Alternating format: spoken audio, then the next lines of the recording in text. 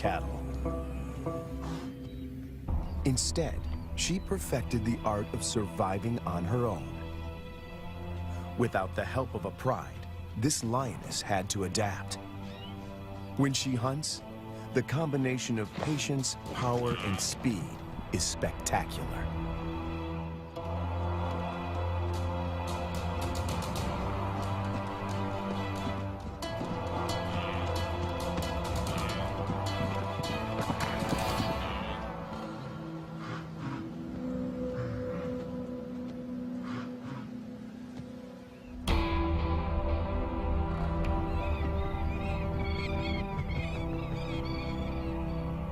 This female is about 6 years old when she steps into the viewfinder of Herbert Brouwer, a wildlife cameraman.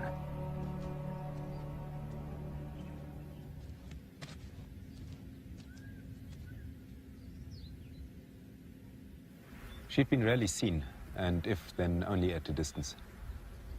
But suddenly there she was, right in front of our eyes. Herbert is captivated by her and returns to the floodplains of Luwa year after year. It comprises 3,600 square kilometers and borders Angola in the west. The bank of the Zambezi floodplain marks the eastern boundary of the park. People living here tell Herbert that the lioness has been alone for many years. They call her Lady Luwa.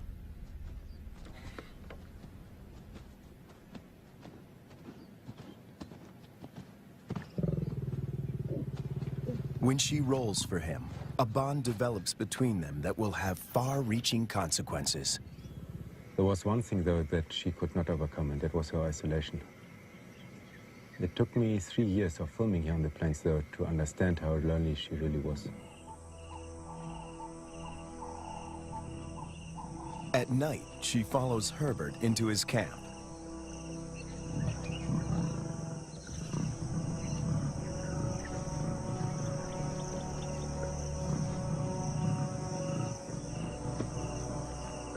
He would never expose himself to wild lions on foot, but he instinctively knows that she means him no harm.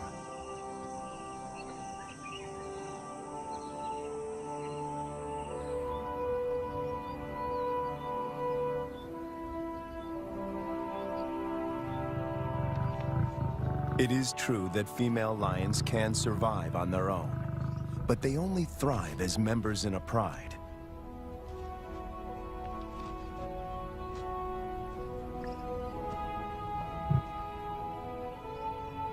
Is it possible to find Lady a mate? And could they produce cubs and form a new pride? These are the burning questions facing Herbert and experts at African parks.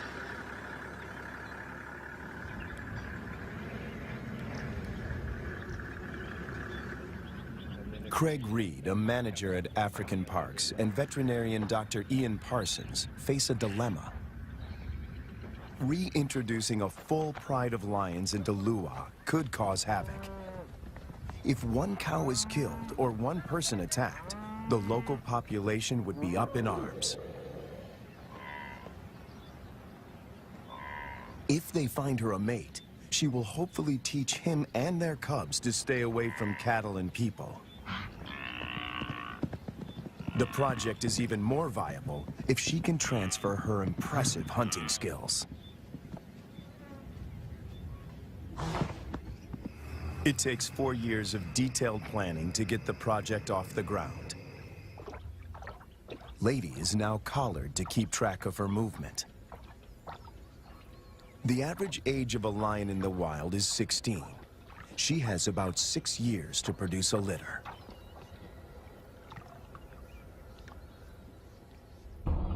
To find a mate for Lady, the team goes to neighboring Kafue National Park.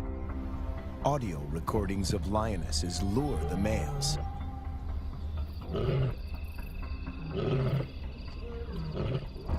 Wildlife vet Dr. Ian Parsons darts 2 males.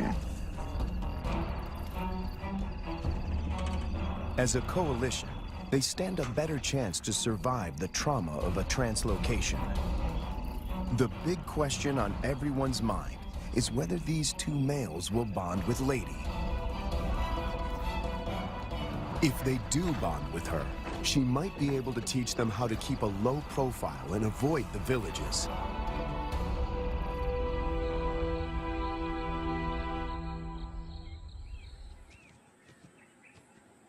The two lions wake up in an enclosure, or a boma, right in the middle of Lady's core territory.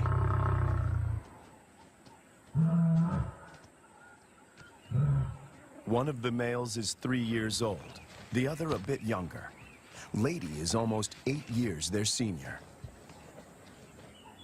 The age gap is intentional. Older lions might not submit to Lady's authority. Hopefully, these youngsters will.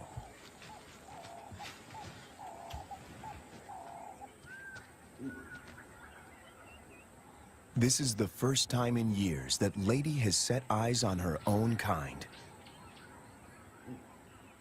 She keeps watch as the two males familiarize themselves with their new home.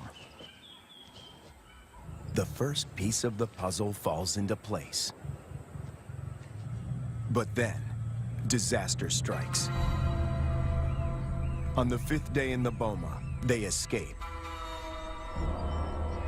Finding themselves in a strange environment, they could take fright and bolt. To Herbert's relief, he finds them a few hundred meters from the enclosure. Lady's response is odd. She rolls to show them she is not a threat, but she doesn't approach them. The males are aware they are in her territory. Everything is new. It's going to take time to adjust. Before she leaves, Lady marks the territory with her urine. It's a strong message. She's the landowner. They are the squatters.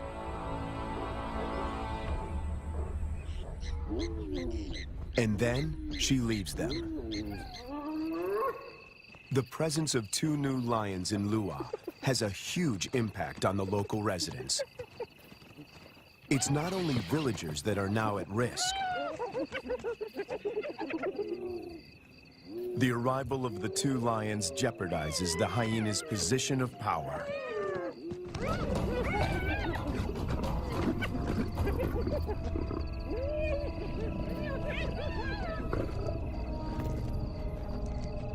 Together, they make a fearsome team. Only the younger of the two wears a collar, as they are almost never apart. The acid test is to see whether they will mate with Lady or leave her to seek other females. It's a precarious start, but the journey has begun.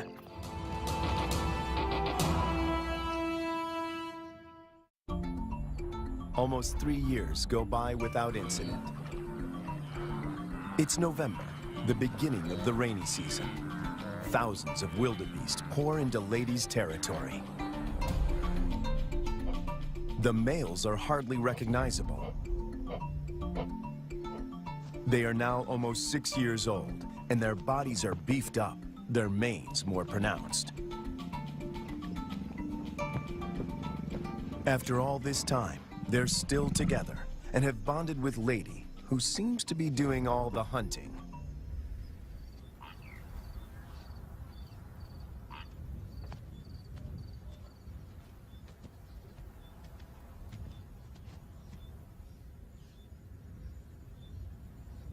She targets wildebeest, almost twice her size.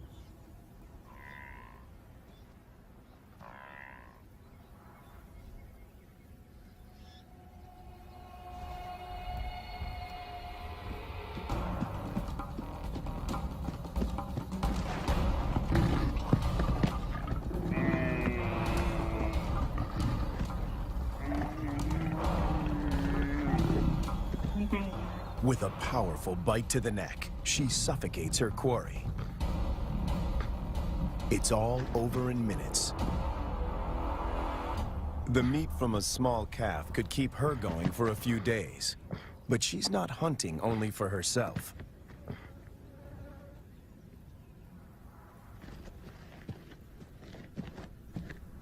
As the most experienced hunter in this trio, she is happy to share her kill.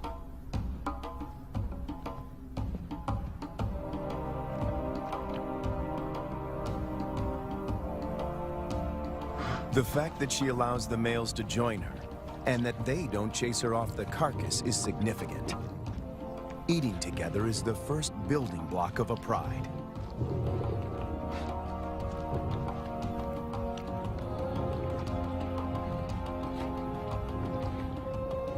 Her reward is companionship. The males get the lion's share of her kill. They gorge themselves and can eat up to a quarter of their own weight in one sitting.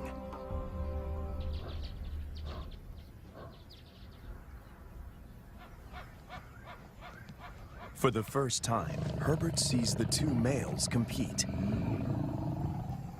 It is the younger of the two brothers that emerges as the dominant male.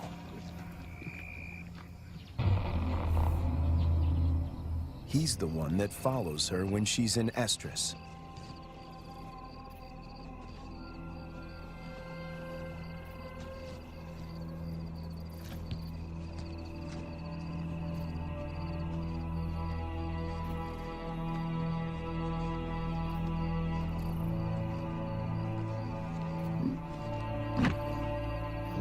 He grimaces, curling back his lips to expose an organ in the back of his mouth that picks up faint chemical pheromones. He can smell that she's in heat.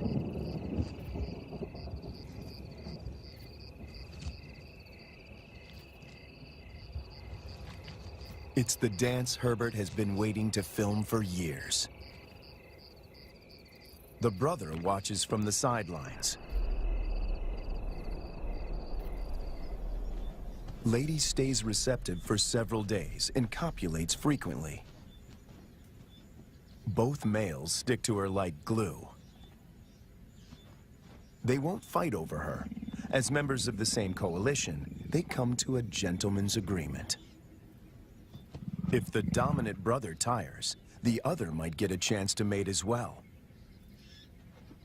Now she rolls, not to greet Herbert, but in submission.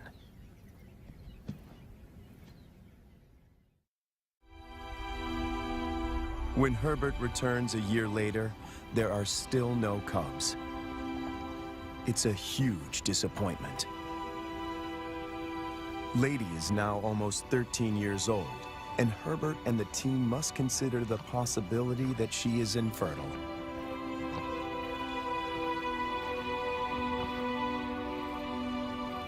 If that's the case, the males might leave her and start roaming, looking for other females to propagate their bloodline.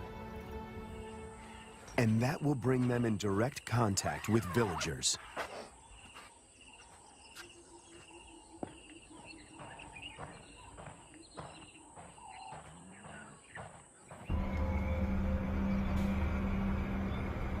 The team decides to import 2 young females. And that takes them back to Kafue.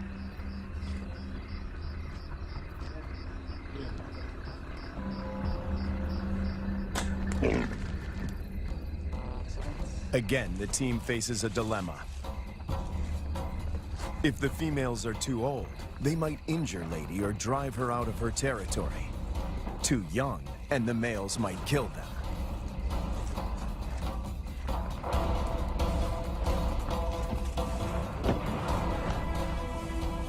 Dr. Ian Parsons oversees the translocation. We need some water just to keep them cool while we're traveling. All right, antidote. That's not very fast acting. It takes about 15 minutes to work.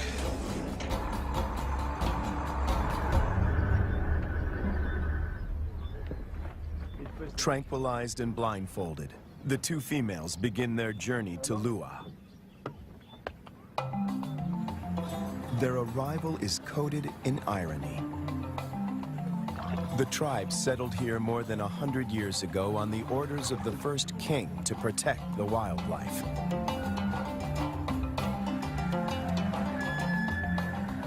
But many of them have never seen a lion. And yet lions have always played an important part in the biodiversity of Luwa. African Parks aims to restore the imbalance. But this is only possible if Lady remains the central character. She has to teach the new arrivals the lay of the land, and teach them to keep away from villages. The question now is whether she can transfer these skills in time. The two lionesses are collared with radio transmitters before being released into the enclosure.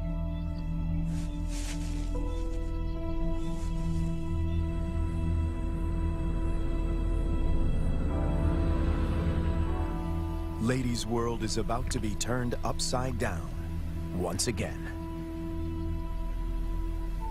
To Herbert, she seems sad and confused. She turns her back on the boma and heads north.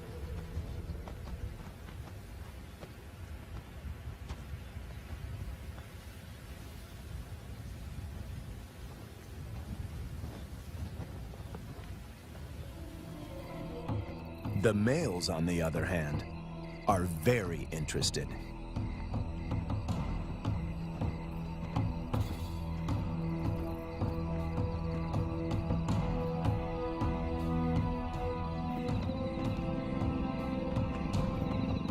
These two lionesses are barely 20 months old and still cub-like.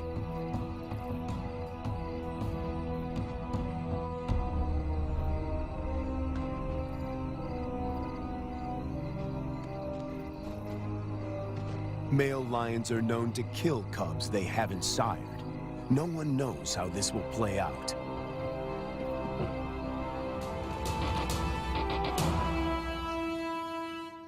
After 3 days, Lady makes a U-turn and returns to the fenced-off boma.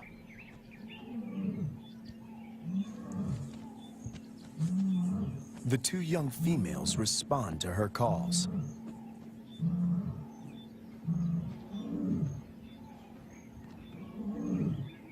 The connection between Lady and the cubs is immediate.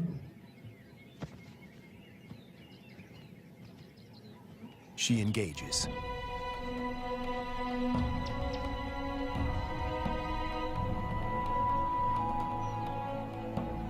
Cats are vulnerable when they expose their undersides. When they roll, they express submissiveness.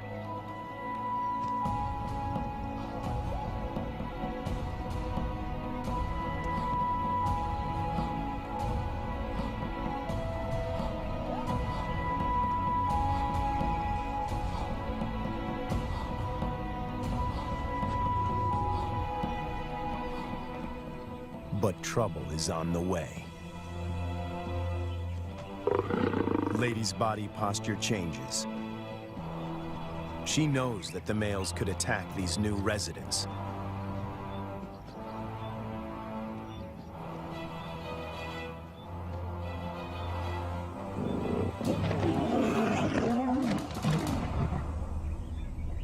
Ears back, every muscle contracted.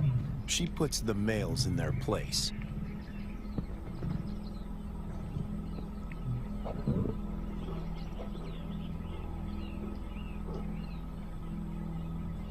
Four cats now crowd her space, after years of solitude.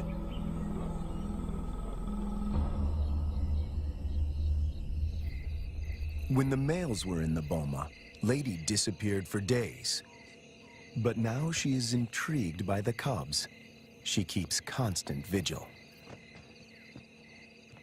The electrical current that runs through the fence is non-lethal, but does give a sharp jolt. Lady is clever. She discovers a broken wire and tries to gain access where the circuit is breached.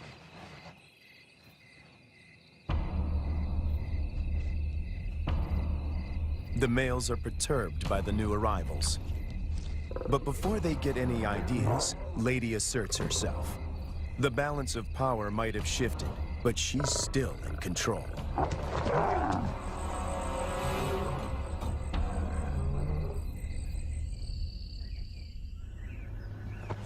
After 5 weeks in the boma, the team feels the young females are ready to be released.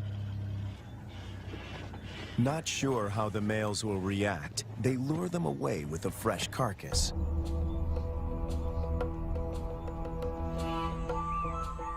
The young cubs have also not been fed for a couple of days.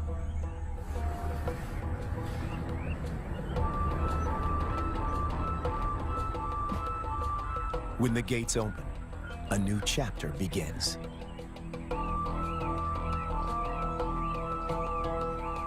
Lady is first on the scene. The cubs have spent more than a month in the boma to adjust. The question now is whether this newly forged bond will hold when they step through the gate.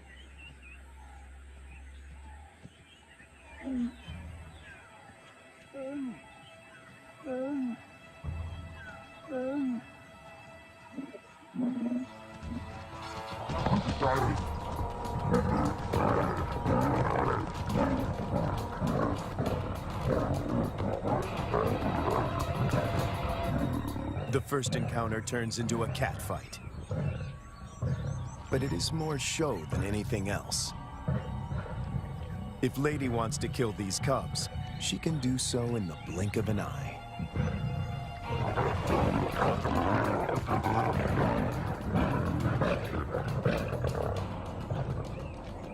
The first contact might seem aggressive, but it plays out according to plan. Lady is doing exactly what the team hoped for. She accepts them in her territory and establishes her dominance.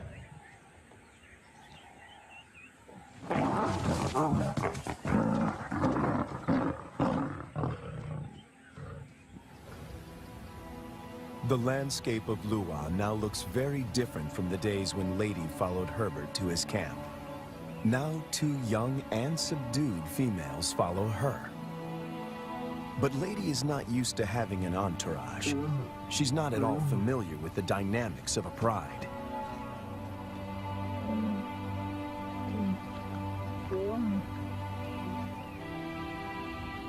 Now that she has her freedom back, she does the unexpected.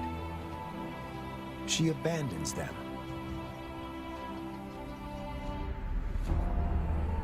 The 2 young females now find themselves in a new and unfamiliar environment swarming with hyenas. Since their release, the young females stick together.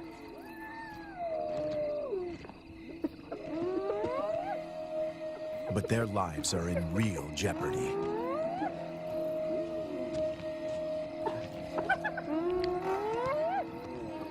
Hyenas can kill lonesome female lions, and tonight, they face a growing mob.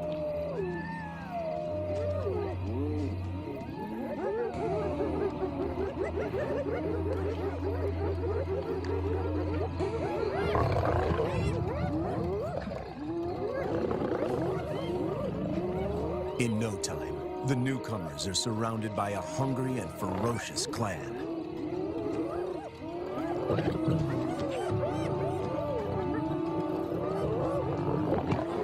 They stand their ground, but the noise attracts a far more dangerous adversary, the males.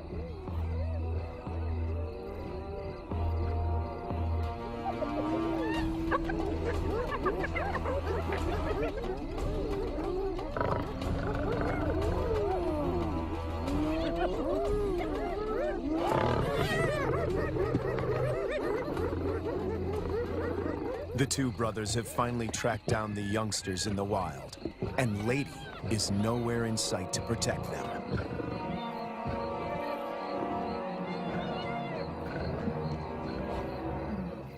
The hyenas know what's good for them. En masse, they retreat.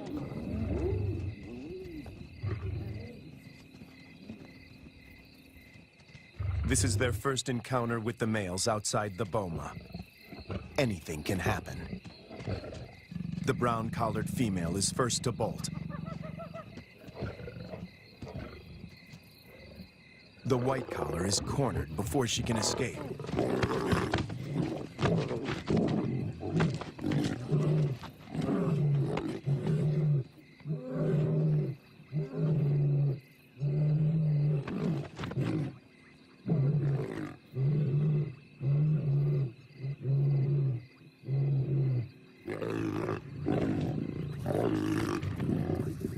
2 against 1. The odds are not in her favor. But her assertiveness could be her saving grace.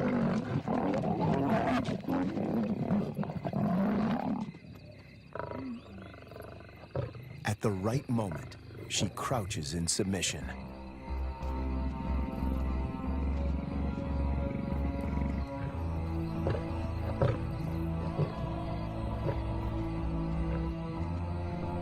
The encounter with the males is a frightening experience for both young females. They split up. Separated, they are now more vulnerable. Danger looms for both of them.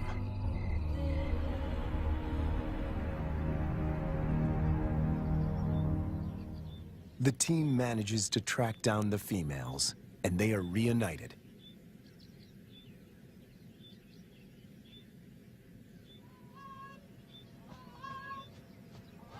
It takes months before they settle down. But little does Herbert know that he is filming them for the last time.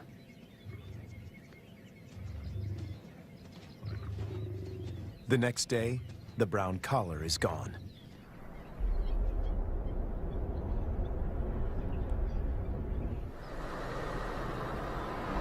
Craig Hay heads up one of the search parties. All eyes are now on finding the brown-collared female. Some of the farmers have seen her in the vicinity. Her life is in real danger. Poaching is rife here. And then, their worst fears are confirmed. It's an air. A faint radio signal comes from a pond.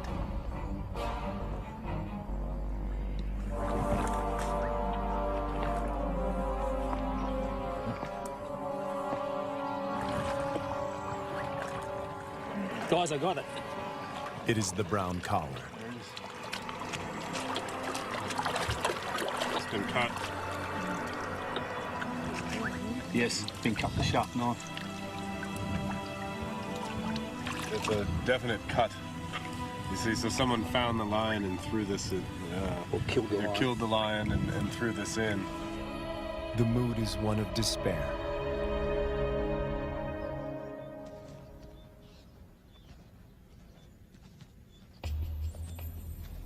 To complicate matters, the female in the white collar turns away from Ladies' Corps territory and begins walking in a northwesterly direction towards Angola.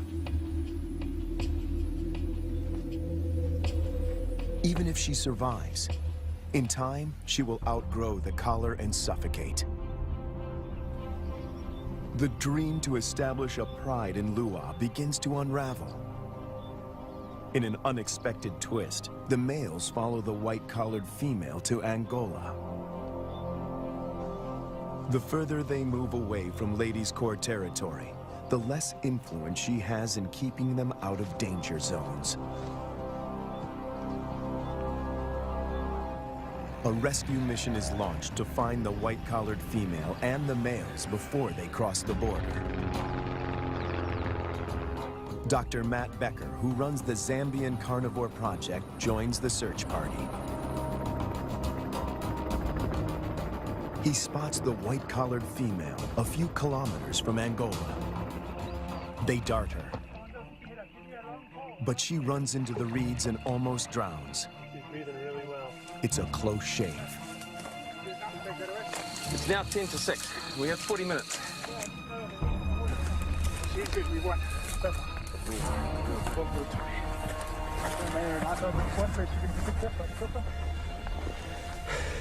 Let's make sure it doesn't hit her nose. It's going to be windy. The rescue mission is tricky. The small helicopter can barely lift her, and the ground team must help before the pilot manages to get his precious cargo airborne.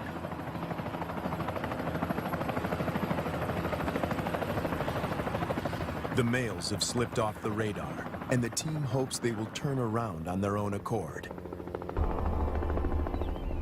Meanwhile, more drama unfolds close to the boma. Lady is darted. The plan is to put her in the boma with the surviving female to try and forge a stronger bond between them.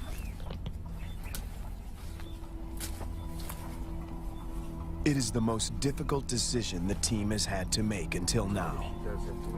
Lady has never been deprived of her freedom. She gets a quick medical checkup and a new collar. The young female, tranquilized, is already in the boma.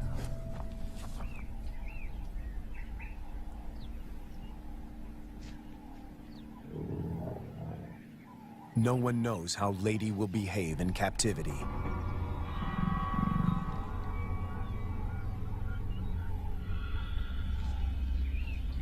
Locked up and frustrated, she could turn violent and kill the youngster. A power struggle is inevitable.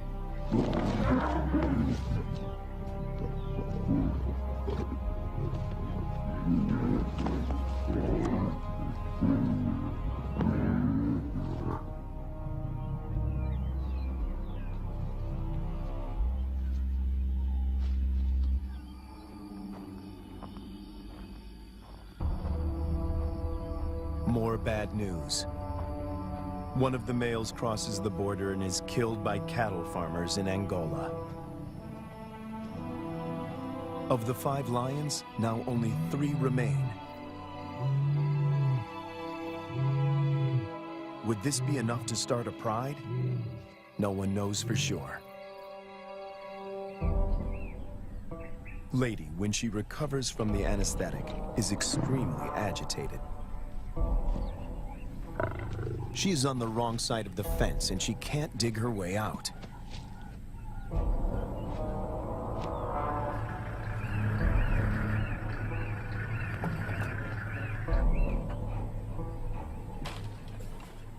The young female, on the other hand, is familiar with the enclosure.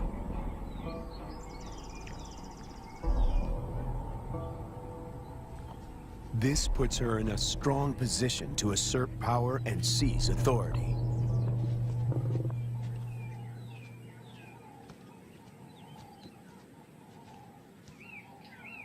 Clearly upset, Lady seeks refuge in a tree. Herbert thinks this elevated position is her attempt to retain control.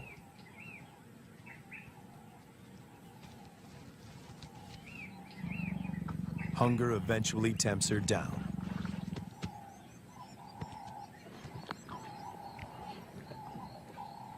For Herbert, it's difficult to watch. This is a situation which I never thought would happen, is that Lady would need to be put into the boma. Now, she's been roaming free for all her life, which is probably about 13 years, 14 years, and now she needs to be locked away. It's good, Lady. The tree becomes a central prop in this battle of wits between these 2 cats.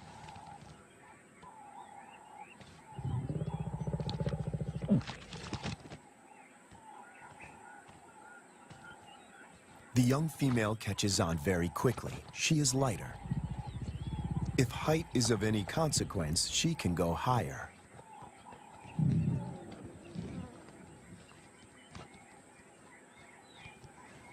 From her elevated position, the young female spots the surviving lion. He is just returning from Angola, alone. It seems as if every breakthrough in this project is shadowed by a new set of problems.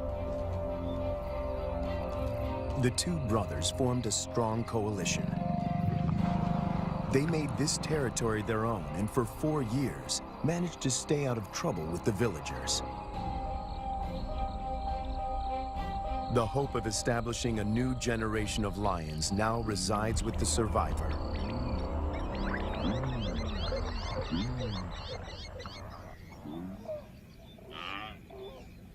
Lady and the young female emerge from the boma after 7 weeks.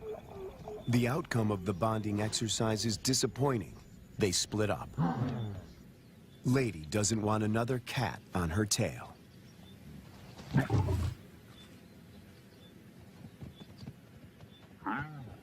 But the time in the boma did benefit the young female. It gave her time to mature. She doesn't see the male as a threat anymore.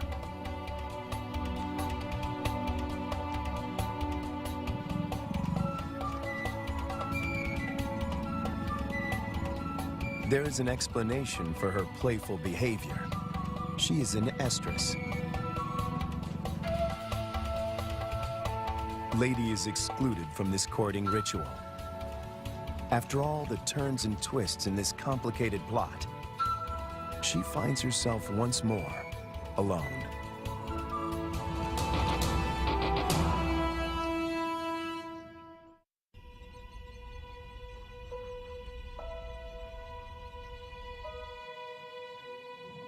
After hunting alone, the young lioness returns to the male. She is ready to mate. The project is one step closer to reaching its goal. The male will sire the next generation. But what about Lady? Will she be part of this new pride? It somehow seems sad and tragic if she is now excluded. And on cue, she disappears.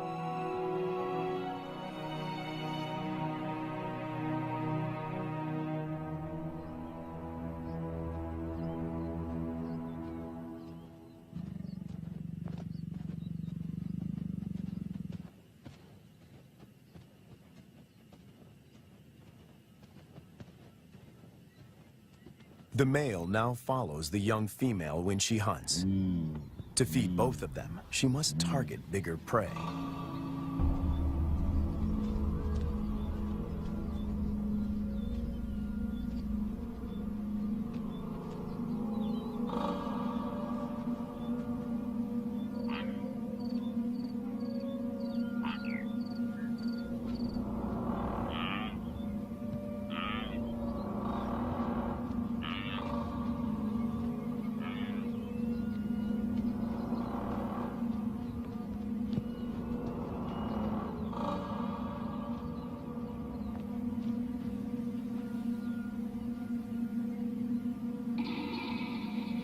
The male is not helpful. His overeagerness spoils the hunt.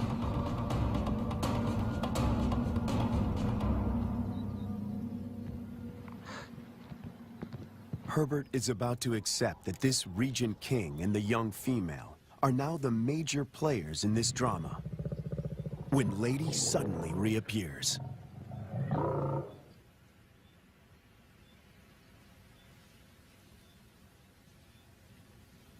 The young female watches the reunion from a distance.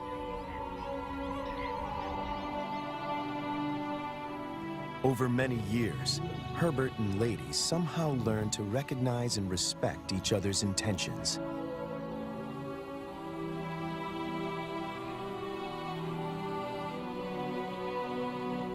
When she looks at him now, he feels he can almost hear her asking, "Is this what you wanted?" In the presence of the male, Lady lies down with the young female.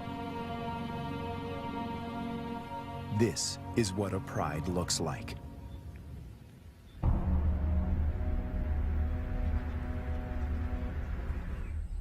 After so many years, all the effort and energy that went into this project seemed to pay off.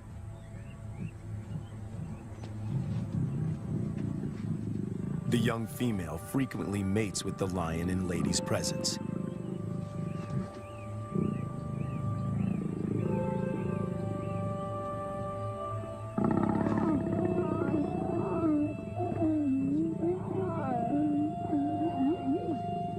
Females are the cornerstone of prides. They form strong bonds and hunt together.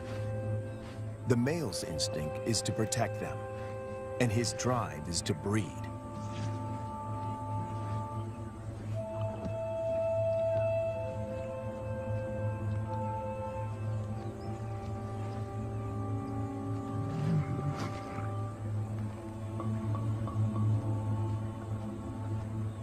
But a female in estrus that leads to mating is not a guarantee that this new pride is stable and secure.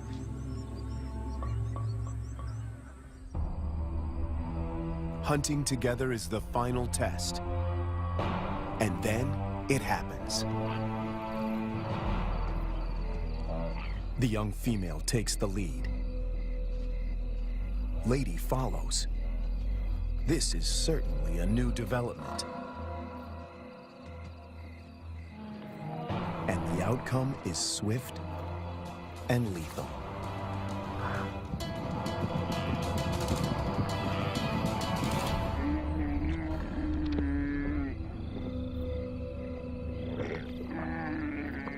In all his years at Lua, this is the first time that Herbert films Lady not hunting on her own.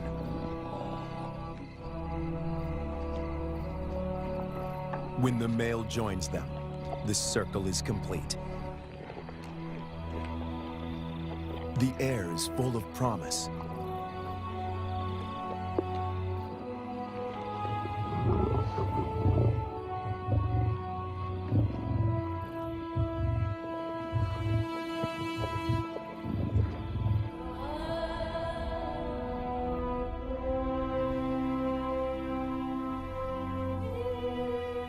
Lady remains the central force and protector of this new pride. She may not give birth to the next Lion King, but she will make sure that he has a kingdom.